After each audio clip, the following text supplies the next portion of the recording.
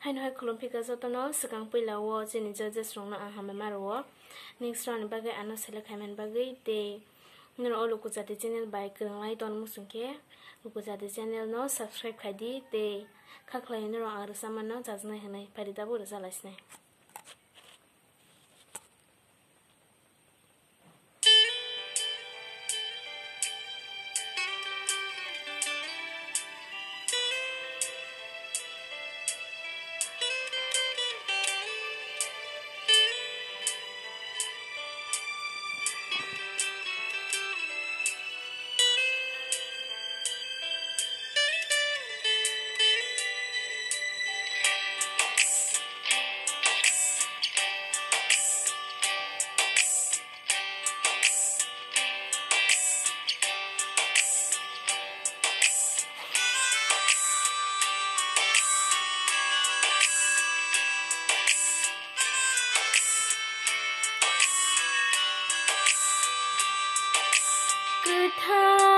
Ketang ang tong gay man gala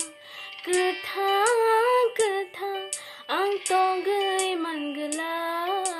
nung kerke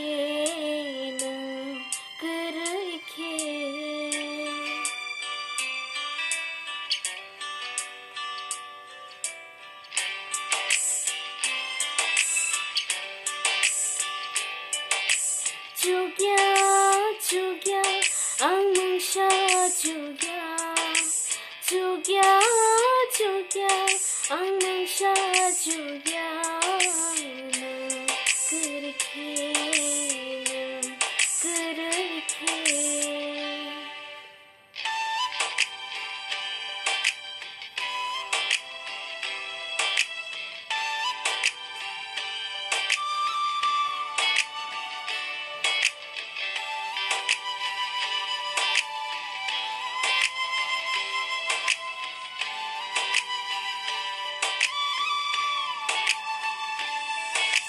Ya phalang bujuk nang ani bebag nang ho jadu na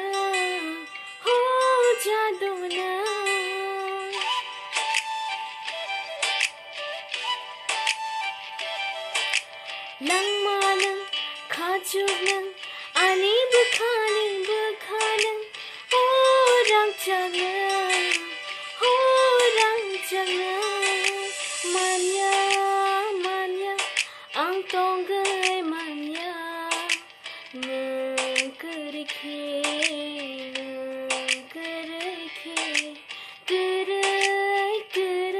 ani mungsha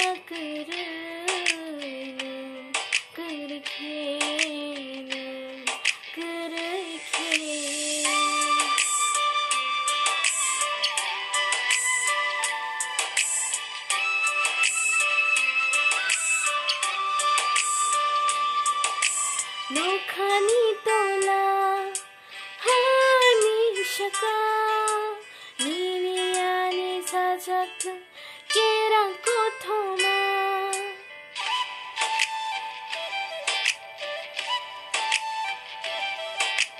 Nokhani tola hani shaka nini paiflaya hanjak Khoglasha ang chale mangala khoglasha ang chale mangala